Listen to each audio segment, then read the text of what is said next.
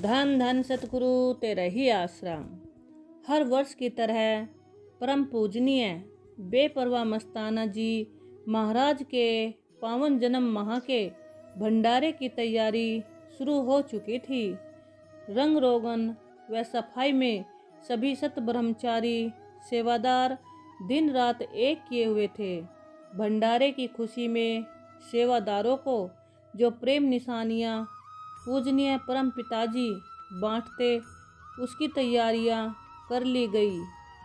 सभी सत ब्रह्मचारी सेवादारों को पूजनीय परम पिताजी ने भंडारे से 2 दिन पहले ही गुफा में बैठाकर सर्दियों के सूंट दिए। अपनी खुशियां एक एक को नाम बोलकर प्रदान की। परम पिताजी ने फरमाया, भाई बाहर से आई हुई साध संगत की बाहर से आई हुई साध संगत की बहुत ही प्यार के साथ संभाल करना। कोई भी सत्संगी यह महसूस ना करे दरबार में किसी ने पूछा तक नहीं, बल्कि सभी पूरी तरह से संतुष्टि महसूस करे।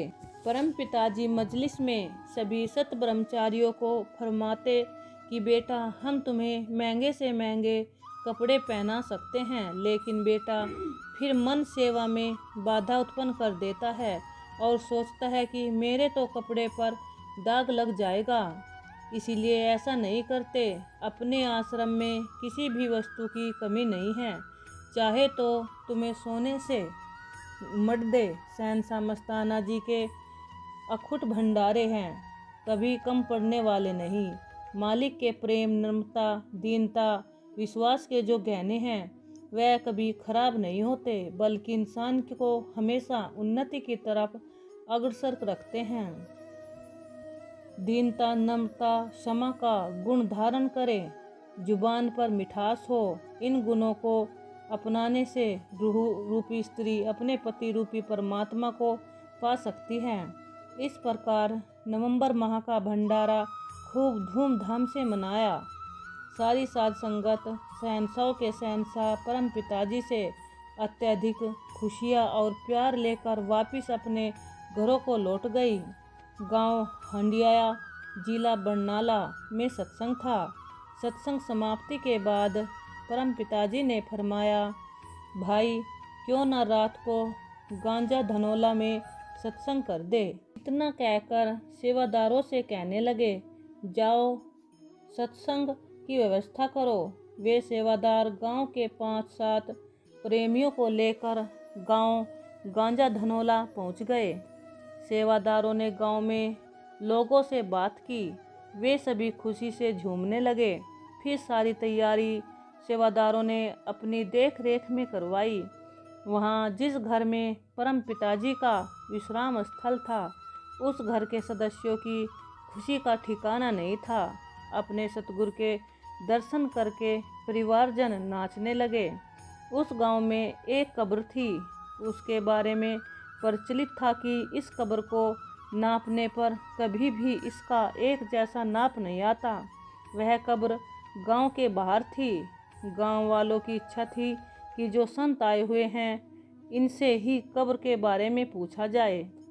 पूज्य परम पिताजी को भी उस कब्र के संशय के विषय में बताया गया। पूज्य परम पिताजी ने फरमाया, चलो बेटा बाहर घूम कर आते हैं। गांव वाले भी कई लोग साथ चल पड़े।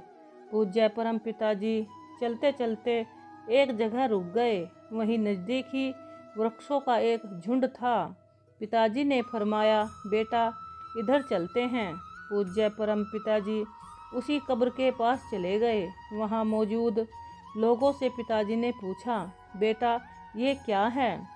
गांव वाले बोले कि बाबा जी ये वही कब्र है जिसे बहुत लोगों ने नापा, परंतु ये किसी के भी नापने पर पूरी नहीं हुई। पूज्य परम पिताजी ने फरमाया, ऐसा करो बेटा, ये हमारे पास सोटी लाठी है, इस पर इंच इंच के निशान लगे हुए हैं, इससे नाप कर देखो। गांव वाले नापने लगे। चारों तरफ से कब्र को 3 बार नापा गया। वे हैरान थे क्योंकि कब्र को तीनों बार नापने पर एक जैसी पाई गई, 1 इंच भी इधर उधर नहीं हुई। इस प्रकार परम पिताजी ने गांव वालों का संशय दूर किया। उन्हीं दिनों राजस्थान में सत्संग था। परम पिताजी विश्राम स्थल वाले घर में बैठे हुए थे। बाहर बैठे सेवादारों के पास करीब 80 वर्ष का बुजुर्ग अपनी 14-15 वर्षीय पोती के साथ दूध के बर्तन सहित आकर बैठ गया। पूछने पर पता चला कि उस बुजुर्ग ने हजूर बाबा सावन सिंह जी महाराज से नाम लिया हुआ था। उसकी पोतरी ने पूज्य परम पिताजी से नाम लिया था। वे कहने लगे कि हमने पूजनीय परम पिताजी से अभी मिलना है। सेवादारों ने कहा कि परम पिताजी अभी बाहर घूमने जाएंगे, जब वापस आएं तो आप मिल लेना। बुजुर्ग कहने लगा, नहीं जी, हमने तो अभी मिलना है। बातों बातों में उन्होंने बताया कि एक बार पूज्य बाबा सावन सिंह जी महाराज ने मुझसे कहा था कि तुझे फिर भी कभी मिलेंगे। फिर मैं शराब पीने लग गया था। अब मुझे मेरी पोती लेकर आई है। मैंने पूज्य परम पिताजी से माफ़ी भी लेनी है। वह मिन्नतें करने लगा कि मुझे परम पिताजी से तुरंत मिला दो। मैं पूजनीय पिताजी के लिए घर से हलवा बनाकर लाया हूँ।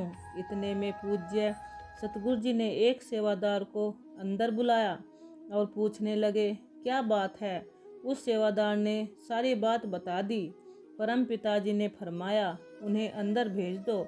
वे अंदर चले गए और बैठते ही उस बुजुर्ग ने अपना सिर परम पिताजी के चरणों में रख दिया। जब पास खड़ा सेवादार उसे थोड़ा पीछे करने लगा तो पूज्य परम पिताजी ने फरमाया, कोई बात नहीं भाई, इसको अपनी कसर निकाल लेने दो। जी भरकर वैराग्य में रोया और रो रो कर उसके मन का बोझ पूजनीय परम पिताजी के दर्शन करने पर हल्का हो गया। परम पिताजी ने उसे अपनी रहमत से निहाल करते हुए फरमाया, हाँ भाई ठीक है, खुश है अब? उसने कहा, हाँ पिताजी, मैं तो काफ़ी समय से शराब पीता रहा हूँ, मुझे माफ़ कर दो जी। परम पिताजी ने फरमाया, कोई बात नहीं बेटा, माफ़ है, माफ़ी के लिए ही तुझे यहाँ बुलाया है। फिर पिताजी उस बर्तन की इस तरफ इशारा करके फरमाने लगे, ये क्या है भाई? लगता है तो हलवा है। फिर पूज्य परम पिताजी ने उसकी अगाध श्रद्धा व मालिक के प्रति उसके विश्वास को मजबूत करने के लिए वह हलवा स्वयं ही खाया, सेवादारों को भी खिलाया। इस प्रकार परम पिताजी ने सावन सिंह जी महाराज के वचनों को पूरा किया। एक बार गांव जड़वाला में सत्संग था। परम पिताजी ने सेवादारों से पूछा, भाई गांव का नाम क्या है? उन्होंने कहा, जी जंडवाला है। परम पिताजी बोले, भाई जंड तो खटिया लकड़ी होती है, आज से इसका नाम चन्नापुरा रखते हैं। इस गांव की पंचायत बहुत सूझवान है। हर गांव में इस तरह की पंचायत होनी चाहिए। धन धन सतगुरु तेरा ही आसरा।